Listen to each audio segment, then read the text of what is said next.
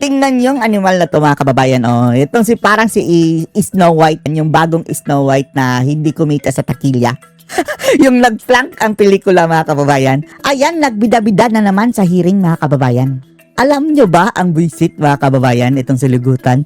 Dinamay na ang issue sa Davao City. Kinonek nila mga kababayan ang confidential fund ni VP Sara habang vice presidente siya. Doon sa confidential fund na natanggap ni VP Sara mga kababayan sa Davao City sa panahon na naging mayor siya. Na hanggang ngayon mga kababayan napapakinabangan ng buong Davao dahil doon sa kanilang programang iyon na-eliminate ang lahat ng puwersa ng NPA sa Davao City na dati-rati kuta mga kababayan ng NPA. Mayroon nga isang buong barangay na puro NPA doon. Ngayon, zero NPA front mga kababayan sa Davao at maging sa buong Davao region. Yan ang magandang resulta at magandang example mga kababayan na kung magagamit ng tama ang confidential fund ay mapapakinabangan mo talaga ng gusto at napakaganda nito. Pero itong siligutan, binigyan niya ng masamang kahulugan mga kababayan. Talagang gusto niyang babuyin. Hindi lang si BP Sara, kundi binababoy niya mga kababayan ang magandang epekto ng confidential fund pati na sa Davao City mismo. Panoorin niyo po ha.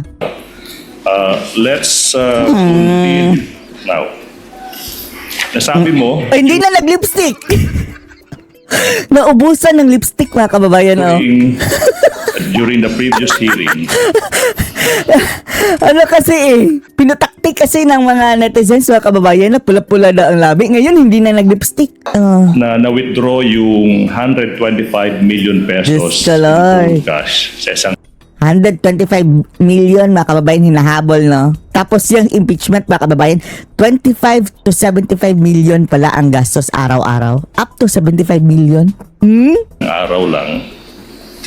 Di po ba yung rason doon that you had to withdraw 125 million pesos in one day on December 20, 2022 kasi nga hindi na siya Big deal mga kababayan kung i-withdraw in one day. Stupid. magagamit ng opisina nyo on the, from after December 31. Anong gusto nyo? I-withdraw yan tigi-tigi? Samantalang mayroon namang mga programa mga kababayan na dapat paglaanan na. 2022. Di po ba? Stupid.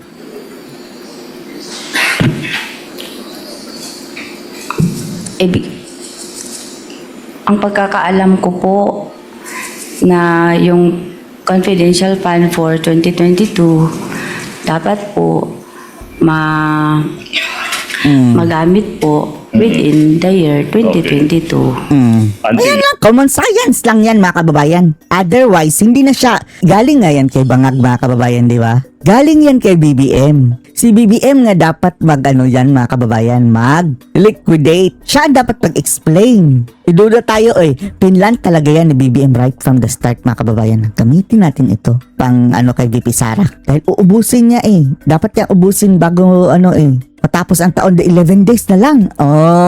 Yan ang utak ng mga Bangag mga kababayan. Kahit wala naman talagang issue doon. December 31, tama po ba? Now, by the way, nasabi mo na you put yung 125 million pesos sa 4 na traveling bags. Tama po ba?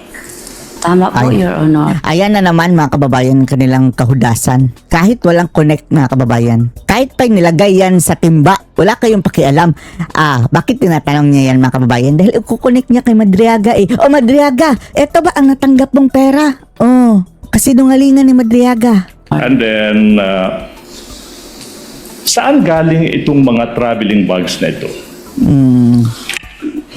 Yung naimungkahi ko po yun kay Ma'am BP Sara at saka kay Asik Ortonio. And then, naisabi ko din yun kay Colonel La Chica.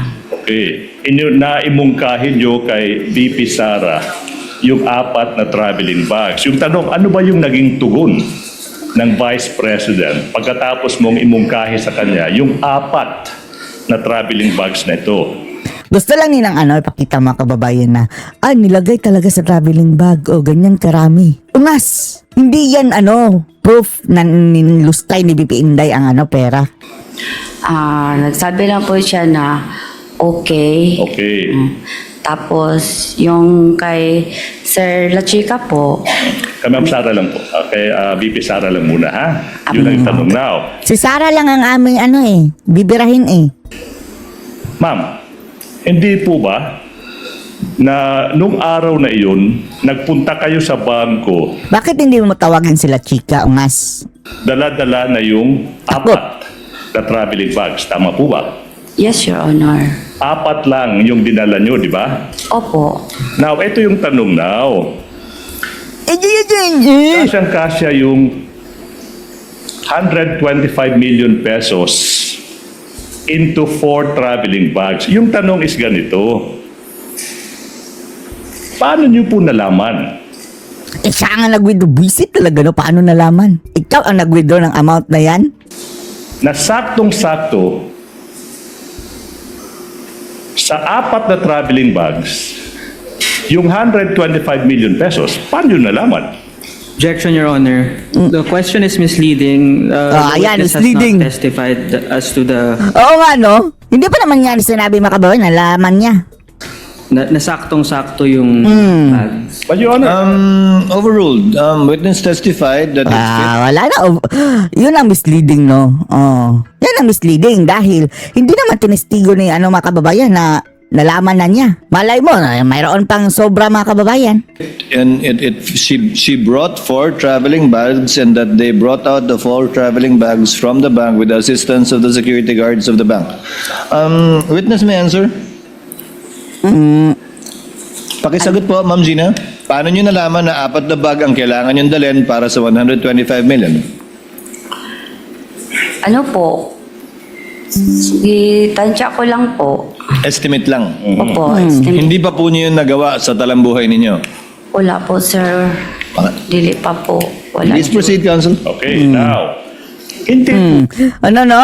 Talagang malisyoso mga kababayan, no? Na as if na yan talaga ang gawain na nila. Alam na nila, maleta sila O ganyan ang kanyang mga kababayan. Puntong buang na yan.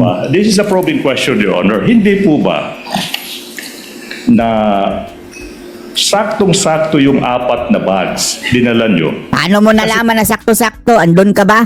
Hindi po, na-experience nyo na. Wow, see? Misleading. Yan ang misleading. Yung pag-i-encash Malicious nga. ng around the same amount, 500 million pesos, yung panahon na kayo ay SDO ng Davao City. Ayan. Ang Davao City na naman ang kanilang mga kababayan. Inisyu. Aray! Objection, Your Honor. The asked and answered, Your Your Honor. Honor, this is a probing question. Asked and answered, Counsel, she said hindi pa. Try to elicit a contrary answer from her We will, another Your way. Honor. Hoy, ungas. So what kung nakapag-withdraw na siya dahil sa Davao City, mga kababayan? Siya ding ang disbursing officer sa panahon ni VP Sara at maging sa panahon ni Tatay Digong, mga kababayan, which is mayroon ding confidential fund na ginagamit, mga kababayan, laban sa mga NPA. Alam naman natin kung gaano ka-safe ang Davao. Yan, mga kababayan, ang number 1 na exhibit o ebidensya. Bakit natin nasasabi, mga kababayan, na kapag tama ang paggamit ng confidential fund, maganda ang magiging resulta? Tingnan nyo naman ang Davao City, ubos ang NPA. Yan ang kinakatakot, mga kababayan, ng mga bangag, ng mga corned beef, na wag gumamit ng confidential fund dahil mauubos ang kanilang hanay ng mga NPA.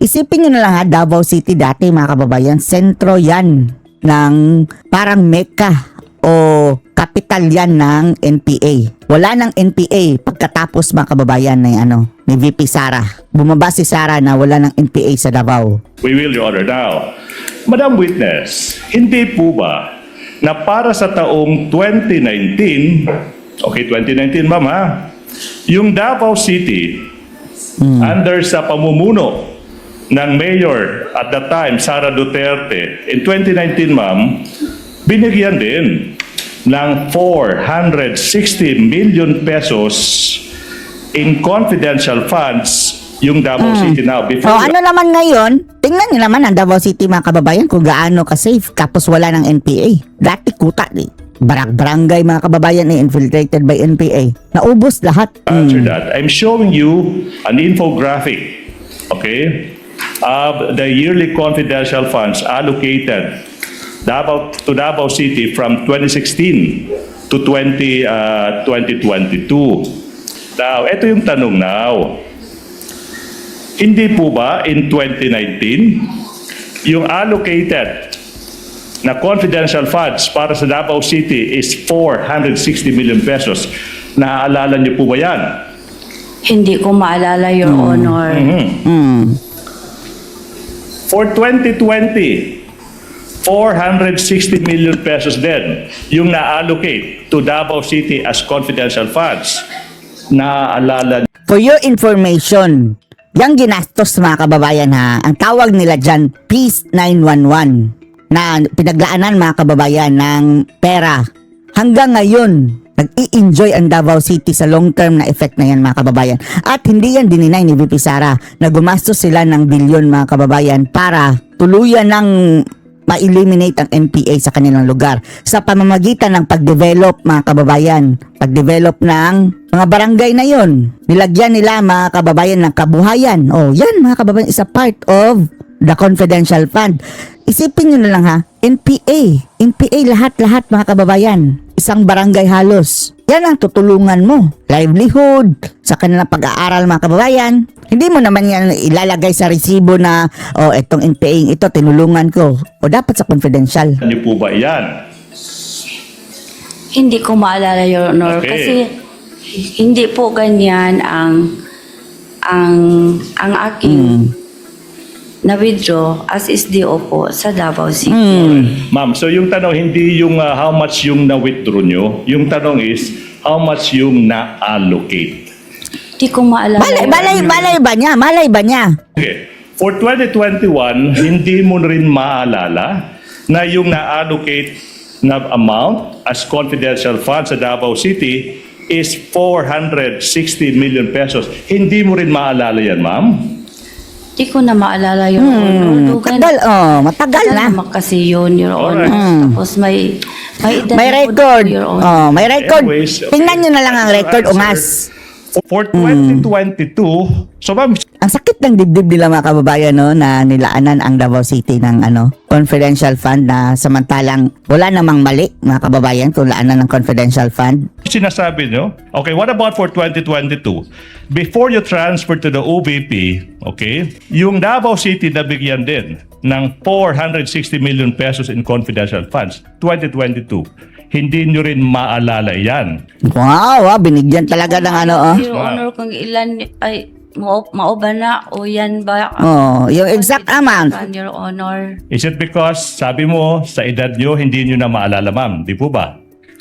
Contributor po ang edad ko, Your Honor. At saka, dugay na po na, Your Honor. Okay, now. Matagal na, Your Honor. By Dugay, the witness said matagal na. 2022, 4 na taon pa lang yung Are you- nakalipas. No, I'm not yet done. This is a probing question. And you are telling this public, ma'am, hindi nyo na maalala? Uy, tingnan mo na lang sa Yung record. Tingnan nyo na lang sa record. Ikaw, naalala mo kung magkano ginastos mo noong 2022? Ni guys sa OVP na nangyari lang 4 na taon pa lang. Kahit pa nga kahapon, anong binili mo kahapon? Buwag na. Objection, Your Honor. Ask and answered an argument, Oh. Your Honor. He's trying to impeach, I believe, the witness Yes. with respect to the earlier answer that she gave, which she can do, counsel, given that she has been declared by the court as a hostile witness. Witness may answer. Ungas. Objection number Hindi nga maalala niya. Maalala, ma'am, 2022? Sinagot na nga. Ikaw, Cheese, no, masyado kang bias dyan kiligutan. Mag-jowa ba kayo? Ano po yun, sir? Yung I'm confused. Confused. Nalibog ko na I'm confused kung ang pangutanan ni mo sa Davao ba Davao o ang pagka-vice-presidente Davao ni Ma'am City po. Sara. Before po kayo na-transfer from Davao City to the OVP in 2022, yung budget for 2022. Hindi na nga niya maalala eh. Is Tingnan mo na lang sa 400 record, ungas. pesos. You don't also remember that. Dili ko kaya nomdom, sir. You don't remember that. All in all, from 2019, 2022, a simple math will tell us Wow, simple man. 1,840,000 pesos almost 2 billion confidential funds sa Davao City binigay. Hindi nyo rin maalala yung total na yan. Tama po ba? Oh, baka magkamali siya eh. Ano ba naman mga kababayan ang mali kung hindi na niya maalala? Last hearing, August 17, 2026, nasabi nyo that you released 125 million pesos to Colonel Lachica kasi yun yung instruction sa iyo ng head of agency. Now, to refresh your memory, here is a short clip of that hearing before the Committee on Good Government. Play the video, please. You were able to check if the items and the amounts provided in the object of expenditure total to 125 million. You checked that? Yes, ma'am. Okay. Tanong, Ms. Acosta, what gave you the confidence? Ano ang nagbigay sa inyo ng lakas ng loob Wow, lakas ng loob. bigay ang buong 125 million kay Colonel Lachica? Bakit? Anong gusto nyo na kakainin lang mga kababayan ni hindi nila ibibigay? Parang lalamunin nila ang confidential fund gamit gaya yung ginagawa nyo dyan sa Congress? Considering that Too he fun. is not the accountable officer because it Sino bang gagamit? Sila chika naman ang gagamit mga kababayan dahil sila ang mga security nga. is you Sila ang nakakaalam. who is the accountable officer. May approval po kay Ma'am Inday Sara. And without the approval of the Vice President, Natural. May approval naman talaga. Nakarinig lang ng mga laway mga kababayan na may approval ni BP Sara. Aha. Bubisit talaga, no? give that to Colonel Lachica? Hindi po. Do you know Colonel Lachica? Yes po, kasi siya po ang aming ground commander How ng long have BPS. you known Colonel Lachica? Yung na-employ po ako after 3 months, yung na-employ po ako sa OBP, ma'am. How long have you known? Since 2022? Yes po, ma'am. Do you trust Colonel Lachica? Natural. I trust Sir La Chica kasi ginatrust po siya ng aking head of office na si In Ma'am other Inday Sara. words, the only reason why you are giving your trust to Colonel Lachica is because of the instruction of the Vice President. Yes, Tama po ma'am. ba?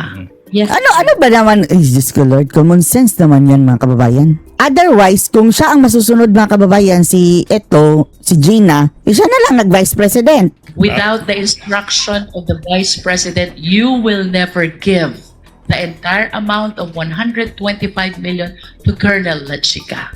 Yes, ma'am.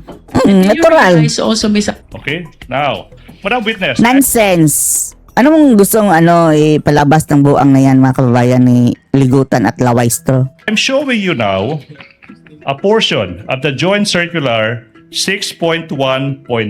Show the circular, please. And you will be aided, if you may, with a copy of the TSN through the assistance of, of the Joint Circular through Attorney J. Now, hindi po ba ma'am, nakasulat sa 6.1.1 ng Joint Circular 1215-01, sinasabi dyan, under no circumstance, funds, it be used for liquidation of the previous cash advance, or be transferred from one accountable officer to another. It's there. Tama po ba? Sandali lang, sir. Tanaw pa na ako ang page. Opo. Page. Second sentence po ng 6.1.1. Ulitin ko. Under no circumstance shall confidential funds in particular be used or be transferred from one accountable, wala dyan, it refers to officer to another. Alam nyo itong provision na ito, tama po ba? Nonsense talaga na talagang ang pinipilit nila na transfer mga kababayan ni Acosta kay La Chica. Ang ginawa nga niya, yan nga ang disbursement Yan ang disbursement. Ungas. Hindi yan na para si La Chica na ang disbursing officer mga kababayan. Po. Alam nyo yun. Despite knowing that, you still binigay mo pa rin sa isang security officer Yan na nga ang gagamit. Ungas talaga to, no? yung pera despite knowing 6.1.1. Tama po ba? Gidisburse po dako sa security. Oo, officer, dinisburse Your na doon. Hindi niya mga kababayan na sila chika na ang mag-disburse. Napaka-stupid nito, niligutan, no? First time we're hearing that. Now, First time we are hearing that. Yan ang nga ang sinasabi eh. let's go to 6.1.6 of the joint circular. Okay? 6.1.6. Nakasulat dyan, ma'am. Confirm.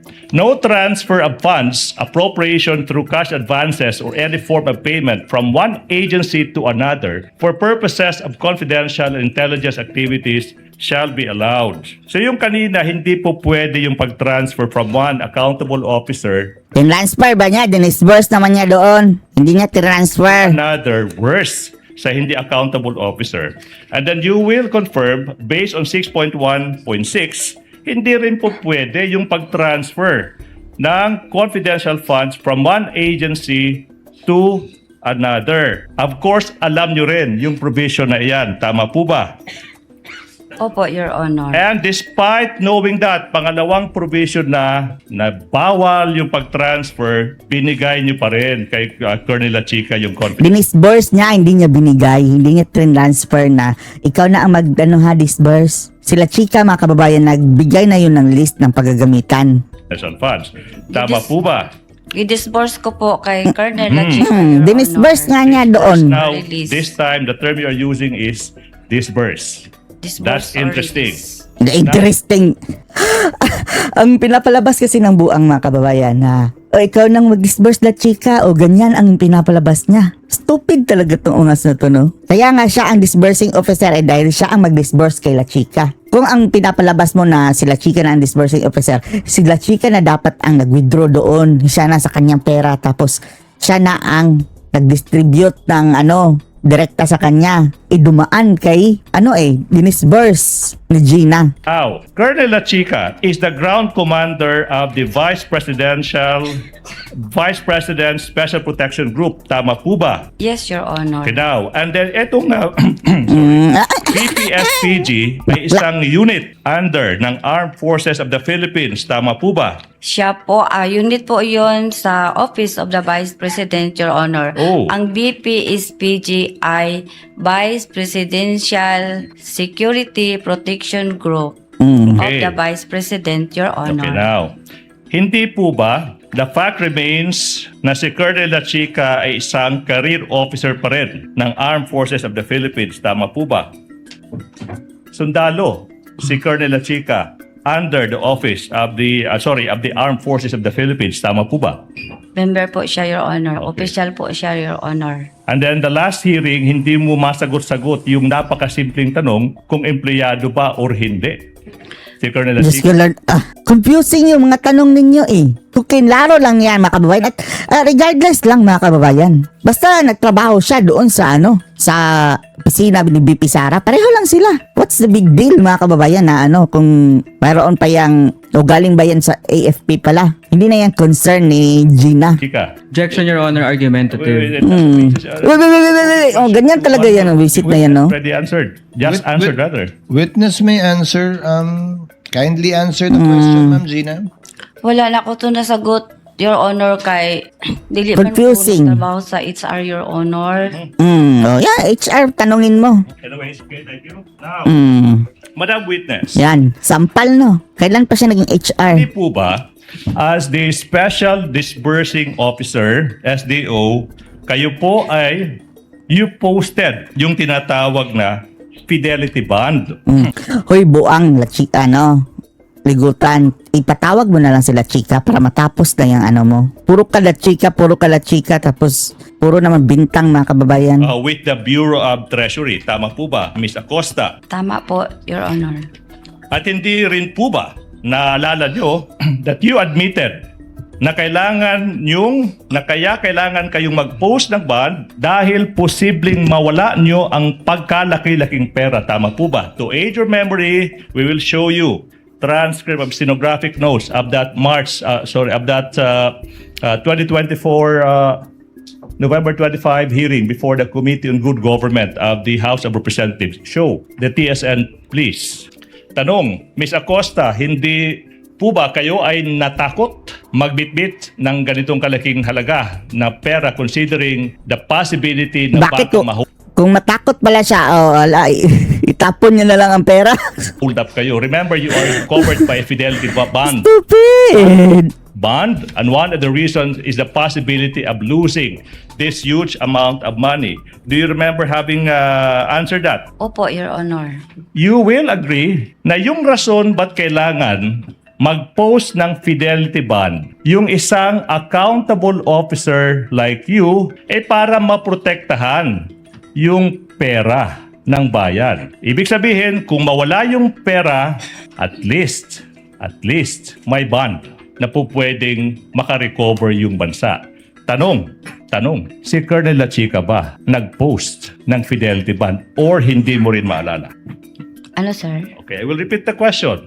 Sinabi natin yung rason ba't kailangan ng fidelity bond para maprotektahan yung pera pinaghirapan ng taong bayan. Wow, as Ano? if naman, no, na nilus Si title, Colonel no? La Chica ba na pinagbigyan mo ng 125 million pesos plus Pinaghirapan ng 75 taong million bayan, pesos ano?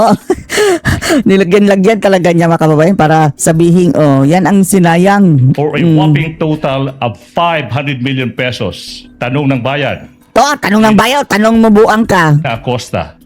Bayan. Colonel La Chica ba ay nakapag-post ng fidelity bond? Objection, Your Honor. Oh, what's the objection? Misleading, Your Honor.